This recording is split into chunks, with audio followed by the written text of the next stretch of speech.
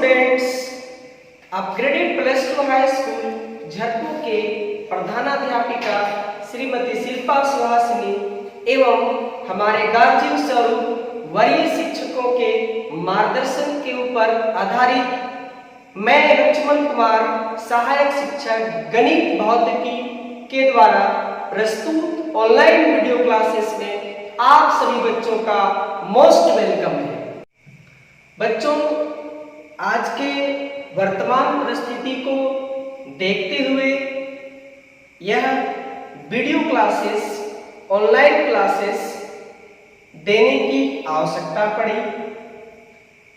हमें उम्मीद है कि आप इस वीडियो क्लासेस को घरों में बैठकर ध्यान से सुनेंगे, समझेंगे और इसका लाभ उठाएंगे, साथ ही साथ अपने मुकाम को हासिल करेंगे।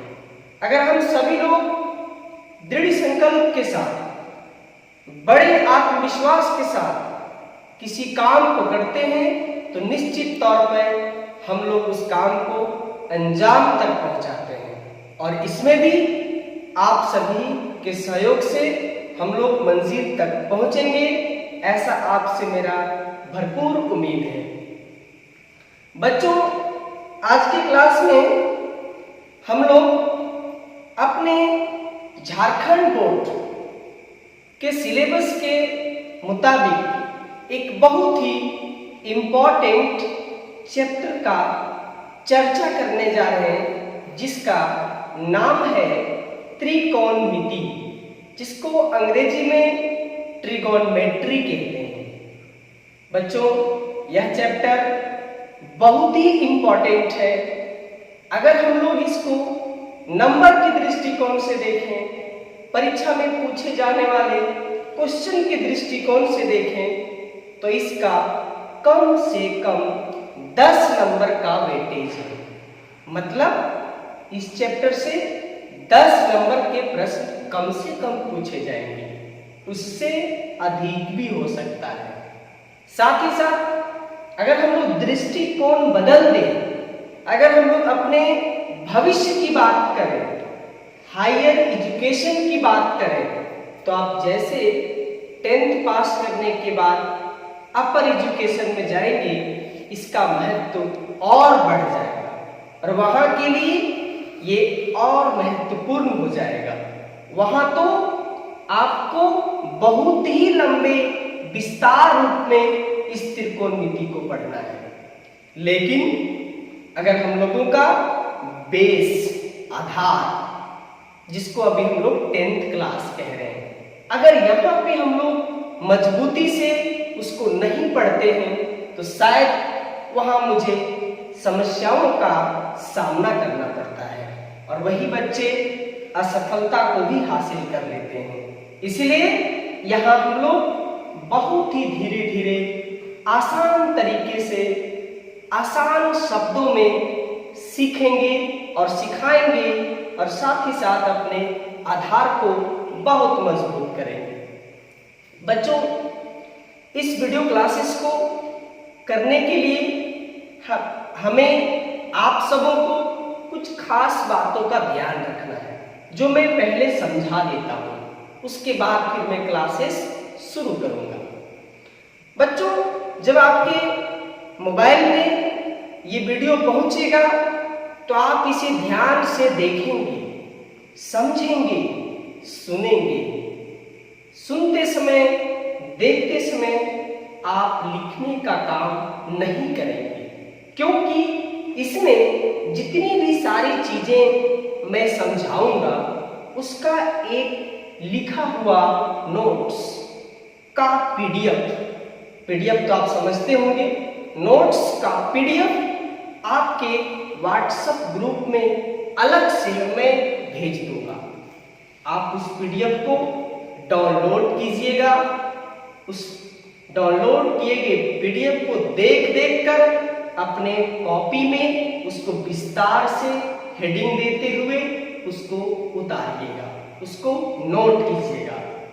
इससे होगी क्या आपको नोट्स भी मिल जाएगा और साथ ही साथ समझते समय पूरा ध्यान समझने में लगाएंगे तो निश्चित तौर पे आपकी समझदारी और बढ़ जाएगी। इसलिए आपको मैं जो बताया इसी नियम के अनुसार आप सभी बच्चे इसको देखिएगा, समझिएगा और कॉपी में लिखिएगा।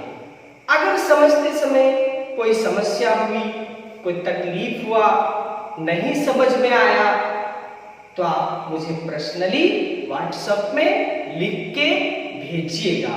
मैं कोशिश करूंगा कि आप सबों के सभी प्रॉब्लम को मैं सॉल्व करूं और आपको तकलीफों से बाहर निकालूं। ये मेरा हर संभव प्रयास रहेगा। अब आइए बच्चों, सीधे आपको हम चैप्टर की ओर केंद्रित करें, कंसंट्रेट करें। तो आज से हम लोग चर्चा की जिस चैप्टर को पढ़ना चाहते हैं, जिसका नाम है त्रिकोणमिति, जिसको अंग्रेजी में ट्रिगोनोमेट्री कहते हैं। बहुत ही धीरे धीरे चलेंगे, आहिस्ते आहिस्ते चलेंगे, स्लोली आपको समझाएंगे। बच्चों, ट्रिगोनोमेट्री 3 शब्दों से मिलके बना है, 3 शब्दों से मिलके बना है। मैंने इसको तोड़ दिया। ट्रिगोनोमेट्री बना है ट्राई प्लस गोन प्लस मेट्री। ट्राई मीन्स 3, गोन मीन्स कोण, एंगल जिसको कहते हैं कोण, और मेट्री मीन्स मेजरमेंट, मापना जिसको कहते हैं। तो कहा जाता है, मैंने इसको परिभाषा में तब्दील कर दिया, बदल दिया। गणित का वह शाखा, गणित को एक आप बड़ा सा पेड़ समझें, और जैसे पेड़ में बहुत सारे डाली होते हैं, उसी तरह गणित के भी बहुत सारे डाली हैं जिसको हम शाखा कहते हैं। तो गणित का वह शाखा जिसमें किसी समकोण त्रिभुज, बहुत ही ध्यान देने वाली बात है बच्चों, समकोण त्रिभुज, किसी और त्रिभुज की बातचीत नहीं करेंगे। समकोण त्रिभुज के कोण और भुजा, क्योंकि त्रिभुज है तो उसमें कोण होगा, 3 ठो कोण होगा, भुजा है तो 3 ठो भुजा होगा। तो उनके कोणों और भुजाओं के बीच संबंध स्थापित किया जाता है, ऐसे शाखा को हम त्रिकोणमिति कहते हैं। निष्कर्ष में आया कि गणित में वह शाखा जिसमें किसी समकोण त्रिभुज के कोण और भुजा में क्या संबंध है, कोण और भुजा में क्या संबंध है, इसको जानने के लिए गणित के जिस शाखा का हम लोग चर्चा करते हैं, उस शाखा को, उस ब्रांच को हम लोग ट्रिगोनोमेट्री कहते हैं, हिंदी में उसको त्रिकोणमिति कहते हैं। यहां पर एक बहुत माइंड को फिक्स कर देने वाली बात है बच्चों, इसको दिमाग में आप सेट कर दें कि त्रिकोणमिति केवल और केवल समकोण त्रिभुज के बारे में ही बताता है, या बोले कि त्रिकोणमिति में केवल और केवल समकोण त्रिभुज का ही चर्चा होता है। ऐसी मैं थोड़ी सी बात और विस्तार से आपको समझा दूं कि जब आप हायर एजुकेशन में जाएंगे तो किसी दूसरे त्रिभुज का भी त्रिकोणमिति में चर्चा करने का अवसर मिलेगा। लेकिन अभी आपका जो लेवल है, अभी आपका जो स्टैंडर्ड है, इस स्टैंडर्ड में त्रिकोणमिति के अंतर्गत केवल और केवल समकोण त्रिभुज का चर्चा करना है। मैं आपको आगे चलकर यह भी बताऊंगा बच्चों कि त्रिकोणमिति पढ़ने की आवश्यकता क्यों पड़ी, आखिर हम त्रिकोणमिति को क्यों पढ़ेंगे, इसके पढ़ने से हमारे दैनिक जीवन में क्या लाभ है, इस पर भी हम लोग बातचीत करेंगे। पहले मैं आपको समकोण त्रिभुज की तरफ ले चलता हूं, क्योंकि इस त्रिकोणमिति का पिलर, अगर त्रिकोणमिति को एक भवन को, जैसे भवन का पिलर होता है जिस पर भवन टिका हुआ रहता है, उसी तरह से समकोण त्रिभुज त्रिकोणमिति का एक पिलर है। तो चलिए उस पिलर पर उस स्तंभ पर हम लोग बातचीत करें। मैंने तुरंत हेडिंग लगा दिया समकोण त्रिभुज। समकोण त्रिभुज उस त्रिभुज को कहते हैं जिसका एक कोण 90 डिग्री का होता है। एक कोण 90 डिग्री का होता है, उसको हम समकोण त्रिभुज कहते हैं। ऐसी बच्चों, मैं आप सबों को जीरो लेवल से पढ़ाना शुरू किया हूं, नीचे के स्तर से शुरू किया हूं और किसी हर संभव ऊपर के स्तर तक पहुंचाने का मेरा भरपूर कोशिश रहेगा। मैंने बच्चों एक समकोण त्रिभुज को ड्रॉ कर दिया, छाप दिया, एक उसका चित्र बना दिया, एक कोण 90 डिग्री का दिखा दिया। कहता है, अगर हम ठेठ देहाती भाषा में बात करें तो इसको कहते हैं खड़ी भुजा, इसको कहते हैं पड़ी भुजा और इसको कहते हैं तिरछी भुजा। तिरछा भुजा, पड़ा हुआ भुजा और खड़ा हुआ भुजा। खड़ा भुजा को लंब कहते हैं, खड़ा भुजा को लंब कहते हैं और पड़ा भुजा को आधार कहते हैं और तिरछी भुजा को कर्ण कहते हैं। तिरछी भुजा सबसे लंबी भुजा होती है, लंबा साइड होता है, उससे बड़ा इस त्रिभुज में कोई साइड होता भी नहीं है। तो सबसे बड़ी भुजा लंब, आधार। लंब को अंग्रेजी में बच्चों परपेंडिकुलर कहते हैं। यही सब छोटी छोटी जानकारी बच्चे ध्यान नहीं देते हैं, जिसको आगे चलकर उसको दिक्कत महसूस होता है और कठिनाई होती है और लास्ट में उनका मन चिड़चिड़ा जाता है और लास्ट में कहते हैं कि नहीं गणित बहुत भारी है। जी नहीं, आपने गणित को भारी होने दिया। शुरू से अगर आप कोशिश करेंगे तो गणित आपको शौक लगेगा, मौज लगेगा, मस्ती में पढ़ोगे। ये लंब हुआ, जिसको अंग्रेजी में परपेंडिकुलर कहते हैं, सूचित हम लोग पी से करते हैं। इसको हम लोग आधार कहते हैं, अंग्रेजी में इसको बेस कहते हैं, सूचित इसको बी से करते हैं। तिरछी भुजा को कर्ण कहते हैं, अंग्रेजी में इसको हाइपोटेनस कहते हैं, सूचित इसको एच से करते हैं। मैं आपको संकेत इसलिए बता रहा हूं कि आगे चलकर हम लोग संकेत पर ही बात करेंगे, पूरा नाम नहीं लिखेंगे। मैंने बच्चों तुरंत इसको लिख दिया, माना कि AB लंब है, परपेंडिकुलर है, BC आधार है, बेस है, AC कर्ण है, हाइपोटेनस है।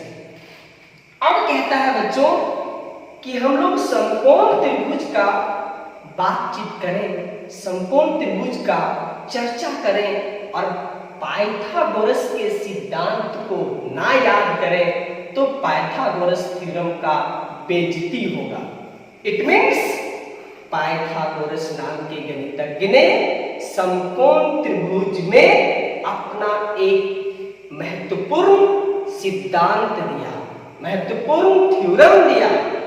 इसलिए समकोण त्रिभुज का महत्व तभी तक है जब तक पाइथागोरस का सिद्धांत उसमें लगा हुआ है।